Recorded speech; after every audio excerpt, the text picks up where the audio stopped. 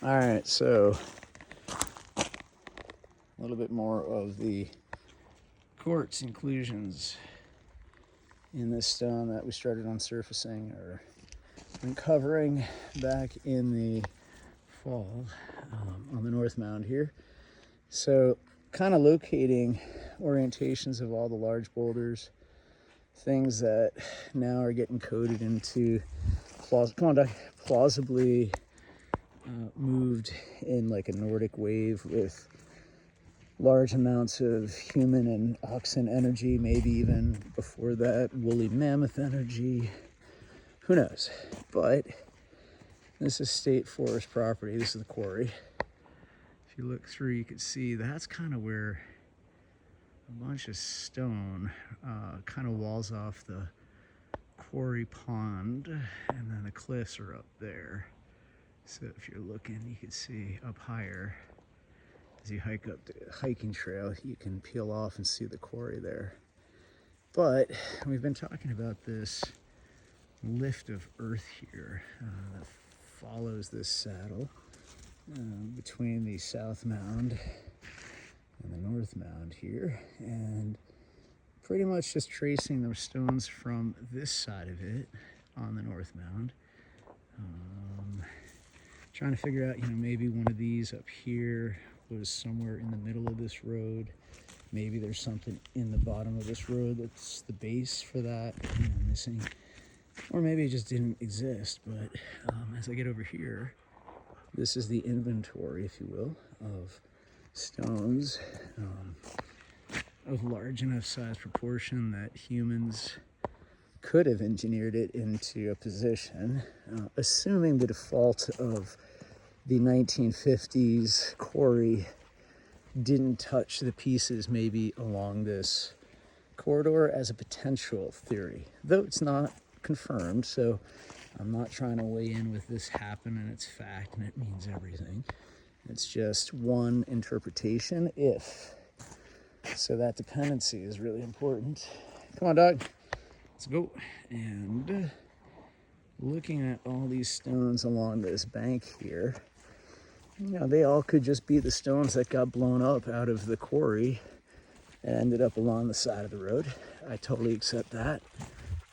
But then you get up into here, and there are some very large stones on the sort of top of this bank here, which is probably due up for another cleaning because they maintain the poles above it. And right now you can't quite see it, but right here you can see that stone I focused in on from over there the other day. And you can sort of start to trace along this line up top here. That's one boulder. That's another really large boulder at the base of this birch. And there's some more up in here. And it could have just been that this was where they placed with huge bulldozers and payloaders these large chunks to say, stop here, don't fall over the cliff to trucks.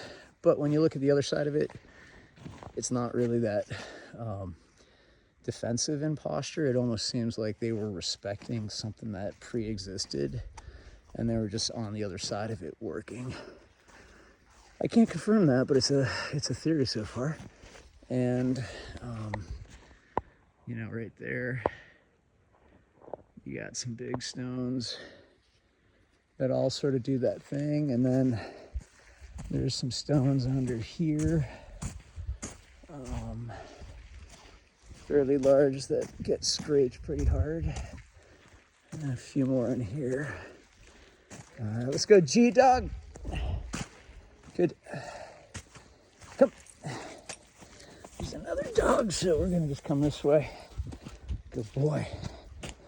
And then you can see, let's go.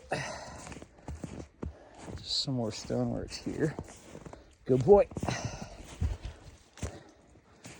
And then we're gonna come back up to the sugar house. And go. Good boy. Straight. Go. Up. Good. Jeep. Jeep. Good dog. So here's another set of stones. And here, it's kind of like a little trough that comes through. And then we're back up in here. Still trying to figure this out. We got to uncover a bunch more before we get anywhere close to seeing what it did. But you know, this is facing out to the winter solstice sunrise. Come. And then this faces out to the summer solstice sunset. That faces to the winter solstice sunset. Out over all of that. And then the summer solstice sunrise is there. So once we have this up, I think we'll be able to see much better. Good boy. And now that the ice and snow is gone, get a little look at the stoneworks.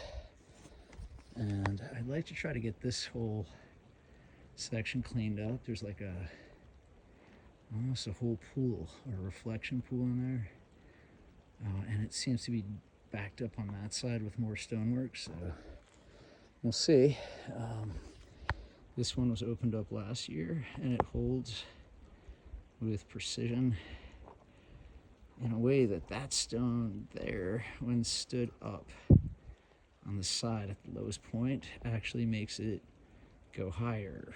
And I think that's kind of like one of these like sluice gate things, that the actual stone that was in it did a function, but maybe not, you know. And so that's why right now people are asking, why are there stones everywhere on top of the stone? I try to keep all the stones that were found in proximity, just to try to understand, are there relationships between them?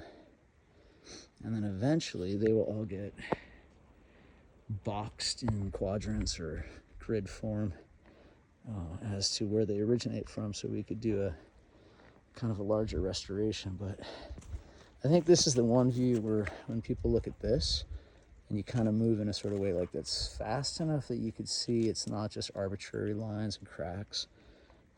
It has these definitions of these geometric shapes that are really impossible that nature would do it on its own. So I don't know. Well, I do. That's what people are saying, and that's what we're going to keep uncovering. So, all right, I hope everybody's well. Thanks for the support. I appreciate the tank of gas, and we'll keep going. Peace.